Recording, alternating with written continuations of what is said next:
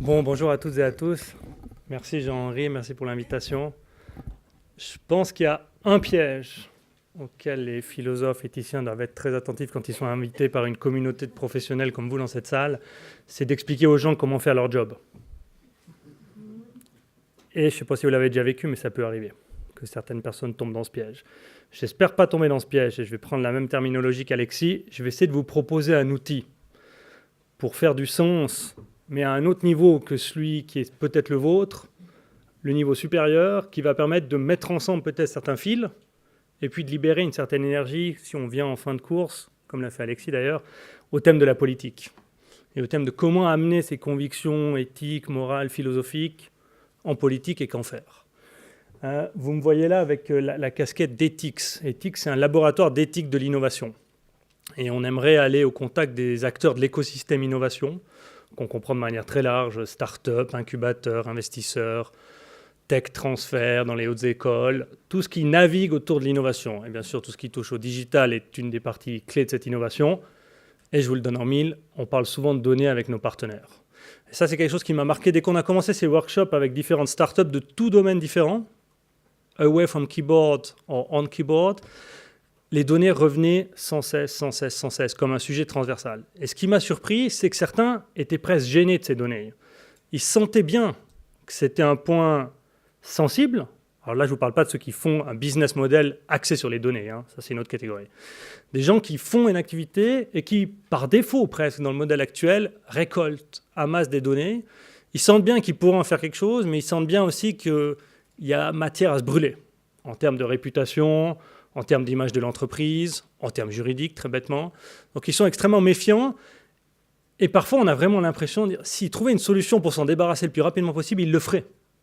Parce que c'est vu comme un poids pour l'entreprise, un facteur de risque dans l'analyse de l'entreprise. Et donc ça nous a marqué. On nous répète à longueur de débat que c'est le pétrole du XXIe siècle, mais certains ont trouvé une source et veulent s'en débarrasser. Ça nous a mis la puce à l'oreille, nous dire, là, il y a quelque chose qui se joue, qui est intéressant. Ça paraît être une valeur pour certains et ça paraît être un problème, entre guillemets, pour d'autres. Et on a tout de suite été confronté à une approche que beaucoup d'entre vous dans la salle connaissent, c'est cette approche compliance, cette approche GDPR, si vous voulez. C'est vraiment la logique. On va tenter de respecter la loi. C'est la réponse à cette manière de se mettre à l'abri.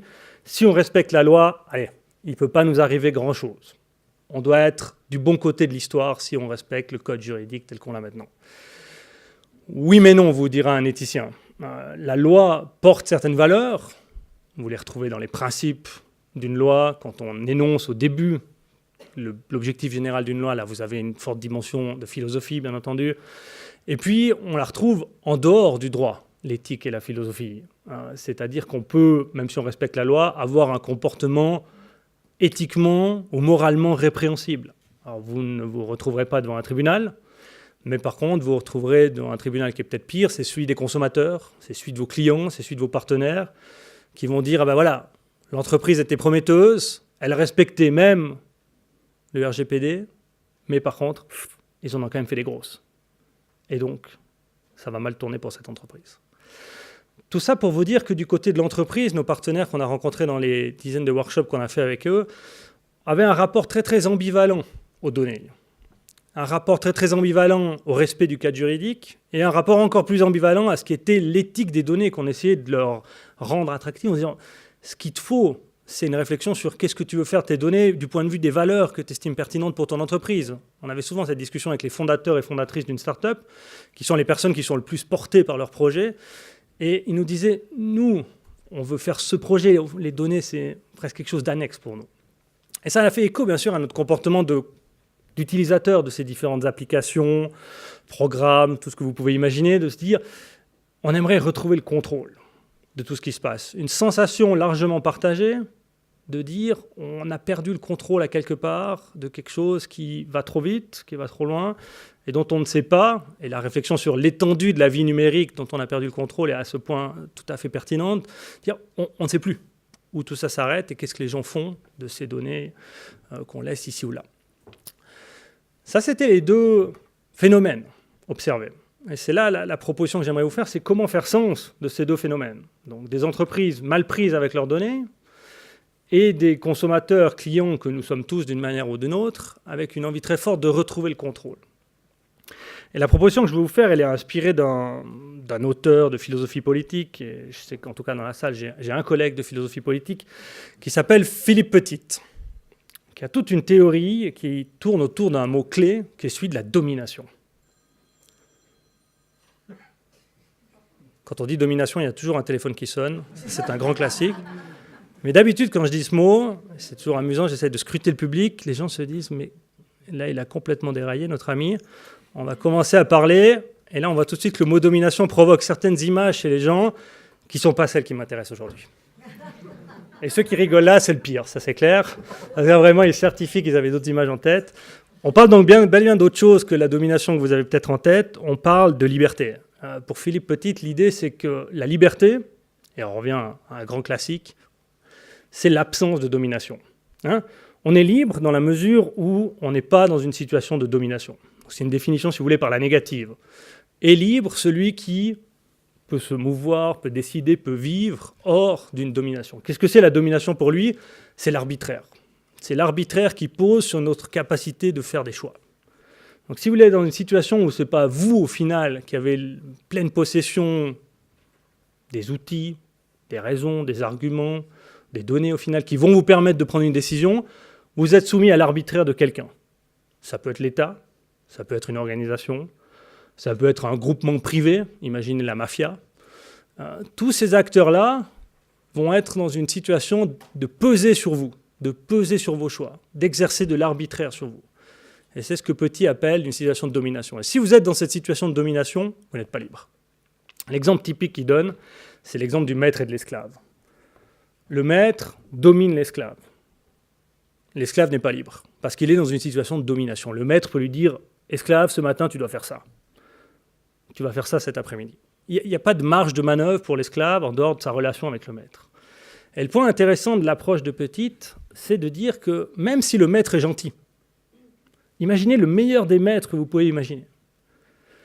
Même dans cette situation, l'esclave est bien traité, il est dans un hamac toute la journée, il fait ce qu'il veut. Il est dans une situation de domination. Parce que le maître peut reprendre le contrôle. Ça reste le maître. Et donc, l'arbitraire continue à peser sur cette personne qui est l'esclave. Pour vous donner un exemple qui va faire écho à votre pratique, vous n'êtes pas obligé de donner des noms, bien sûr, on connaît tous un petit chef. Là aussi, ceux qui rient d'habitude, il faut se méfier. On connaît tous un petit chef qui exerce un arbitraire sur nous dans notre monde professionnel. C'est pas grand-chose, mais c'est quand même une manière de bien pourrir la vie. Et vous voyez exactement cette relation. Le petit chef, des fois, il a des bonnes journées. Il est gentil. Et dans ce cas-là, il me laisse faire ce que je veux, pas de problème. On a presque l'impression que la relation de domination, elle disparaît. Mais elle ne disparaît pas, parce que le lendemain, le petit chef peut la réactualiser. Et donc peut reprendre le contrôle et m'envoyer faire des photocopies toute la journée. Vous voyez ce que je veux dire?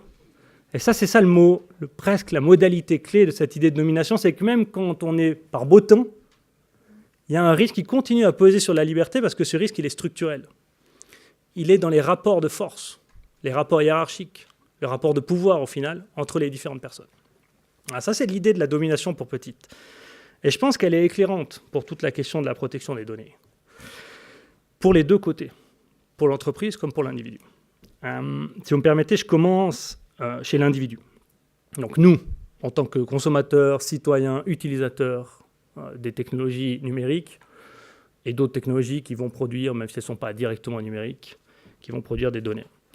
Je pense qu'il y a deux questions qu'on devrait se poser et qui vont nous mettre sur la piste de cette nomination.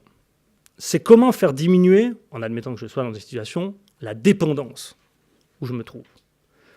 Comment faire diminuer la dépendance où je me trouve? Et donc, à vous, à titre individuel, de faire cette analyse. Par rapport à quelle utilisation de quel outil numérique vous vous estimez être dans une situation de dépendance. Dépendance étant définie comme une relation presque unilatérale, où vous avez besoin d'un service et vous sentez bien que cette relation, elle est... Allez. Donc vous êtes là, vous avez besoin, puis l'autre personne ou l'autre entité est là. Elle a beaucoup plus de pouvoir que vous. Moi, j'ai cette sensation... je dirais pas chaque matin, ça serait exagéré, après vous croirez que c'est pour la conférence que je dis ça. Quand j'ouvre ma boîte aux lettres Gmail, je fais pas de placement de produit, mais quand même, je me dis chaque fois, si un matin je viens et que j'ai plus accès à ça? Il y a une bonne partie de ma vie qui disparaît. Et pourtant, je sens bien qu'on ne joue pas à armes égales. Si un matin je viens et que j'ai plus accès à ça, ça a été perdu, effacé, supprimé, même pas besoin d'imaginer une malveillance à mon égard.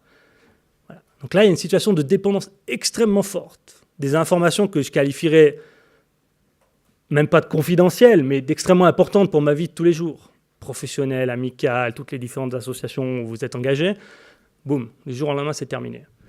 Quels seraient mes moyens de recours? Peu, très, très peu. Et ça, c'est une situation de dépendance terrible. C'est étonnant, c'est que je peux vous le raconter comme ça. En plus, c'est filmé. Et que je sais que je vais très bien, je vais rentrer à la maison, je ne vais rien faire. Et ça, c'est quand même quelque chose qui nous interroge. Qui m'interroge moi, qui vous interroge certainement vous. J'en vois certains qui hochent la tête.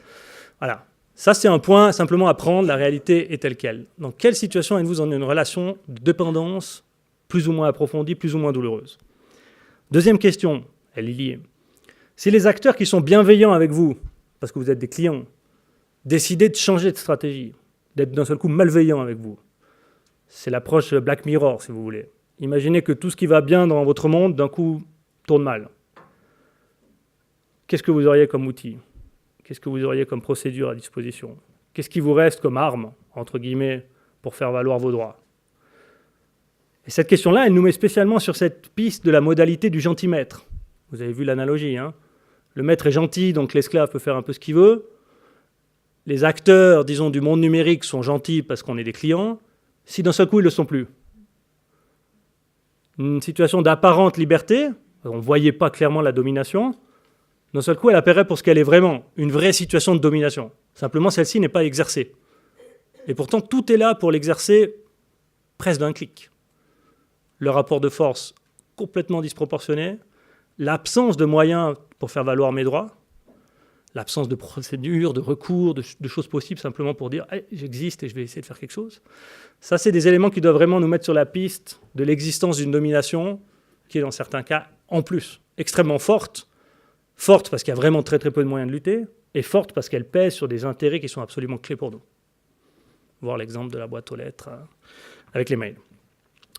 La réflexion, elle s'applique aux entreprises, c'est l'exemple de la boîte Gmail, mais aussi bien sûr à l'État. Vous me direz, en Suisse, on n'est pas les plus mal lotis. Vous pouvez imaginer très bien la même relation de dépendance avec un État, où vous sentez qu'il vous laisse faire ce que vous voulez, et que d'un seul coup, il peut devenir très malveillant, ce même État. Et donc la situation de dépendance, la situation de malveillance potentielle, elle est la même. Et donc l'absence de liberté pour moi au final. Et je pense que si vous répondez oui 2 fois à ces questions, oui, il y a relation de dépendance, et oui, si les acteurs deviennent malveillants, ça tourne mal pour moi, vous êtes simplement dans une situation où vous n'êtes pas libre.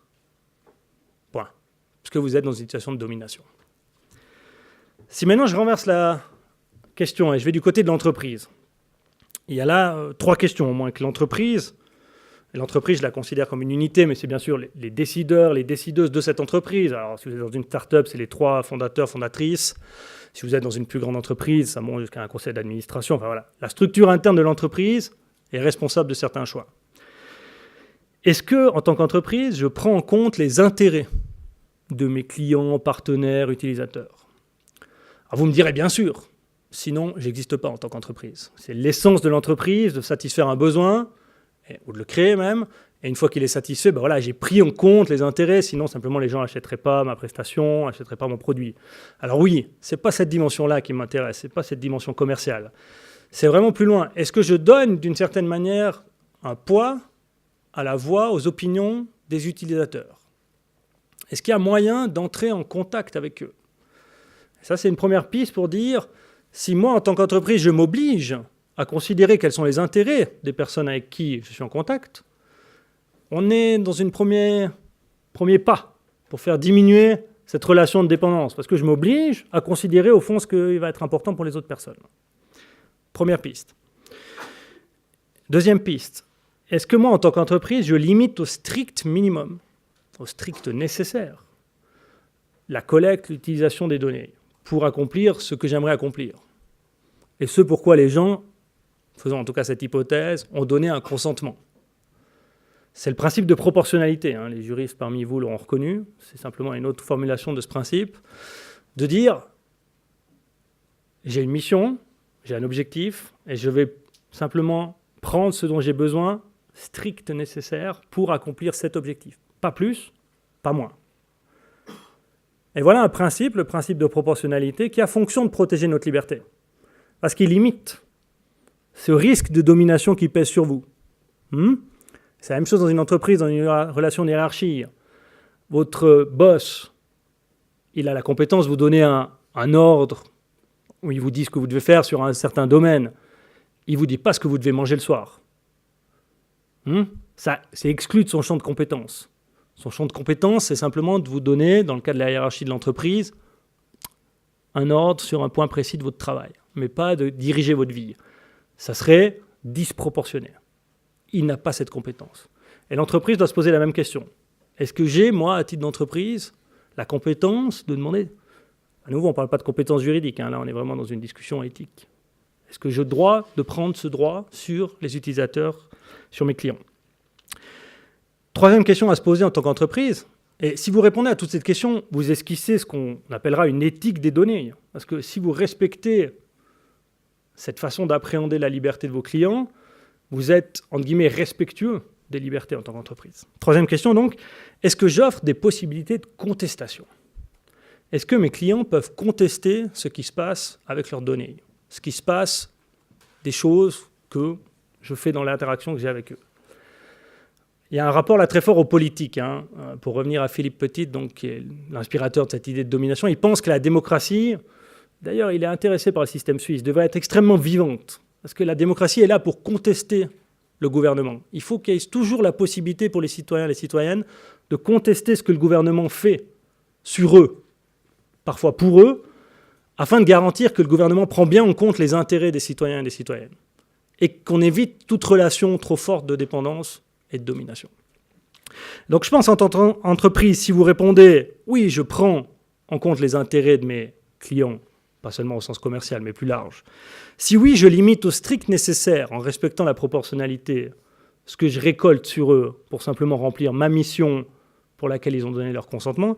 Et si oui, j'offre des opportunités de contestation, alors oui, je suis en chemin pour être une entreprise qui est respectueuse d'une certaine éthique des données parce que je respecte la liberté des clients et des clients de mes partenaires. Si vous mettez maintenant au centre cette idée de domination, de liberté comme absence de domination, vous voyez qu'on peut organiser toute notre réflexion, tant les individus que les entreprises, de manière assez cohérente. Ça va nous donner un peu des lunettes, pour reprendre cette image, pour faire sens de la réalité. Aussi bien nous en tant que consommateurs qu'utilisateurs, que nous, si par hasard, on a un rôle dans une entreprise, ou bien sûr dans une collectivité publique. Avec cette idée qu'on va chercher à sauvegarder, protéger, promouvoir la liberté définie comme absence de domination, on a une boussole. Et vous avez vu le titre de cette conférence, ça devrait être interdit, c'est la protection des données, Quo Vadis. Quo Vadis, ça devrait être interdit dans les titres de conférence. Mais bon, admettons, Jean-Henri n'avait pas le temps, il n'avait pas d'inspiration, ils ont choisi ça. À la réponse Quo Vadis, il y a l'image de la boussole qui répond. Et je pense que là, on est avec une excellente boussole, qui est au fond une boussole classique, c'est la boussole de la liberté. Simplement, je vous propose une définition de cette liberté comme absence de domination qui me paraît particulièrement intéressante dans le cadre de la protection des données et de la vie numérique. Elle fait d'ailleurs écho à la proposition qu'on a eue avant sur l'intégrité de la vie numérique, notre intégrité en tant que personne. On est vraiment dans une logique de protéger les gens contre la domination qui est exercée sur eux. Je viens à la politique pour terminer. Je pense qu'il y a un avantage assez important à poser la question comme ça, à poser la question de la protection des données comme une question de liberté, de protection contre la domination des entreprises, des collectivités publiques. C'est qu'elle permet de faire une large coalition politique. On parle de liberté. Alors vous me direz, je vais y aller au couteau, vous me pardonnerez. On parle de liberté. Vous avez une chance d'entrer en contact avec des libéraux. Au moins, eux, ils sont censés être attachés à l'idée de la liberté. Ce qui est un brin vicieux, c'est que vous allez leur proposer une définition de la liberté qui n'est peut-être pas toujours la leur. Ça, c'est à vous, après, d'être malin. Vous allez proposer une vision de la liberté qui est comme une absence de domination, et donc vous allez pouvoir les prendre à bord. De l'autre côté du spectre politique, je pense que vous allez pouvoir faire une même manœuvre. Vous mettrez peut-être un peu moins l'accent sur la liberté individuelle, mais plus sur le risque de domination des uns et des autres, sur l'idée qu'on va vouloir sauvegarder la capacité des gens en société à rester des agents libres. Et vous aurez une belle coalition politique réunie autour d'un but qui est celui de garantir la liberté des gens, pas au sens ultralibéral, de dire l'individu, seulement l'individu, que pour l'individu, on oublie tout le reste. Mais vous avez une vision de la liberté qui est beaucoup plus riche, qui a besoin aussi de beaucoup de structures, qui est une vision de la liberté qui est beaucoup plus ouverte à un cadre étatique, à des lois qui vont protéger. Parce forcément, cette liberté comme absence de domination, ce n'est pas des individus les uns contre les autres dans un espèce d'état de nature où tout le monde se tape dessus et le plus fort gagne. Il faut des structures pour garantir cette liberté. Et donc vous avez une vision de la liberté qui est assez, comment dire, qui n'a pas en tout cas de problème grave avec l'idée qu'il y a un État assez fort, qui pose des conditions, qui surveille, qui contrôle aussi les entreprises d'ailleurs. Donc vous avez là un beau mélange pour avoir une belle coalition politique qui va pouvoir libérer des énergies peut-être nouvelles. Une nouvelle façon de poser la question permet de recréer un peu des nouvelles alliances. Vous avez une manière de créer de la cohérence qui est un peu différente que la logique actuelle de protection des données. Et ça va vous permettre de voir émerger des coalitions. Ou en tout cas, ça vous redonne la chance de voir émerger de nouvelles coalitions. Donc voilà, mon message clé aujourd'hui, c'est pensons liberté comme absence de domination, et réfléchissons ensemble à tous les mécanismes qu'on doit mettre en place dans la vie numérique en général, dans la protection des données plus particulièrement, pour garantir que les individus aient les moyens de se protéger contre les relations de domination qui pèsent sur eux. Voilà, merci beaucoup.